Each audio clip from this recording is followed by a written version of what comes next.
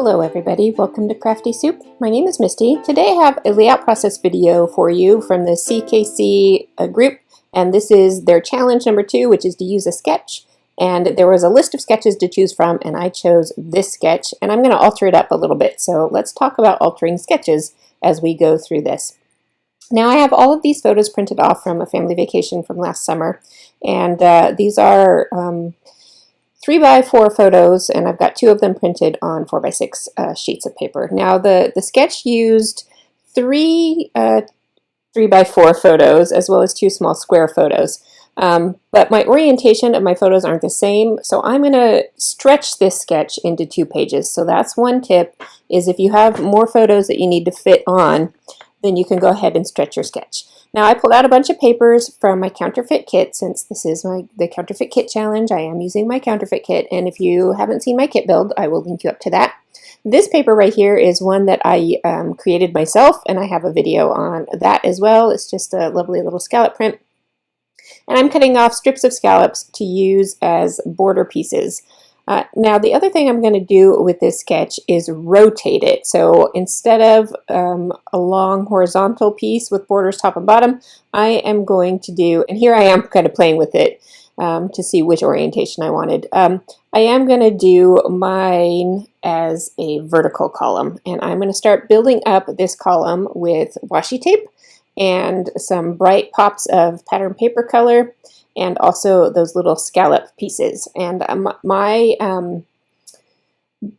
column there is actually a little bit narrower than what is shown in the sketch. The sketch has it at a bit wider, or taller technically.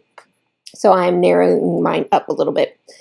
And I'm going to do the exact same sketch on both pages of my layout. Now, that is not something I tend to do when I stretch a scrapbook sketch into a 2-page layout. I tend to try and mix it up a little bit more.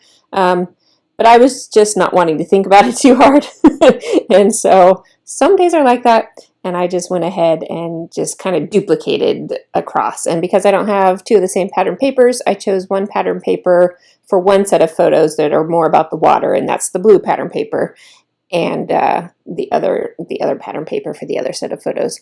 Now, because that sketch had 2 small square photos in it, I did go ahead and trim 1 photo on each side of my layout down to a square. It doesn't exactly, fit along with the sketch, but it kind of mimics the sketch. So that is another thing. If you like an element but you can't exactly replicate it, go ahead and do something similar.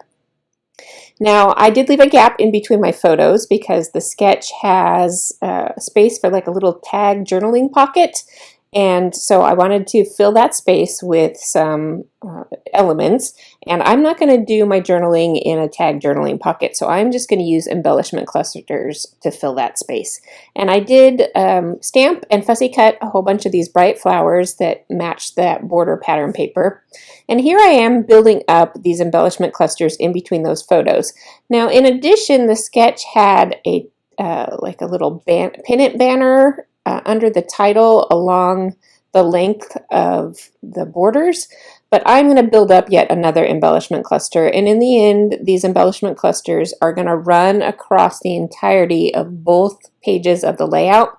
And in fact, with some of these flowers, I'm going to put them onto the edge of one page. I'm going to clip it off, and then I'm going to go ahead and glue it down onto the other edge of the page as if these 2 pieces of paper were exactly right against each other. So that is what I am doing with all of these embellishment clusters. And in fact, this is where I clipped off that flower and then repieced it together on the second page. And so with these embellishment clusters going all the way across the bottom of this page, that kind of balances out the really bold vertical elements and adds in a bit of a horizontal element to this double page layout. So that kind of literally stretches things across 2 pages.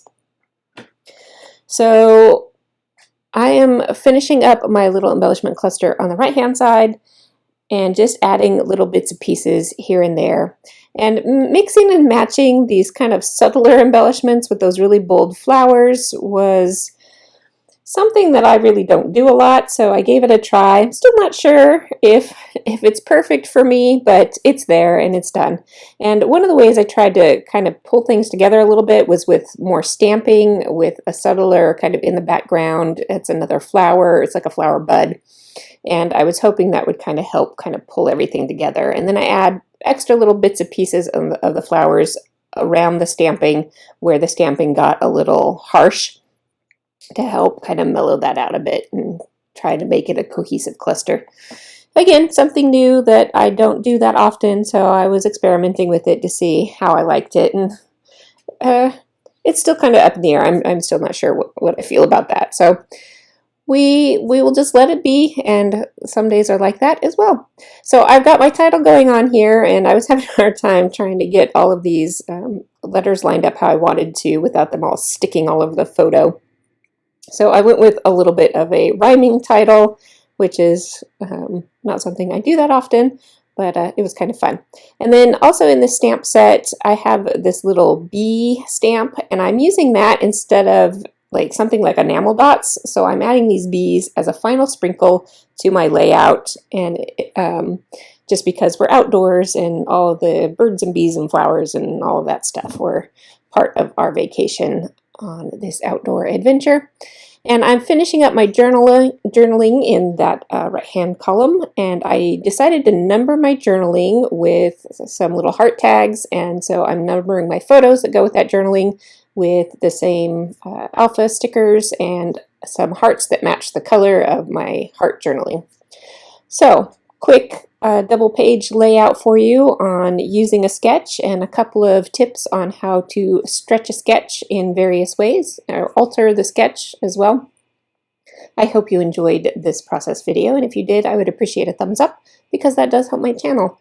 And I will be back tomorrow with the SCT Sampler unboxing video and project, so I hope you'll join me then. I'll see you next time.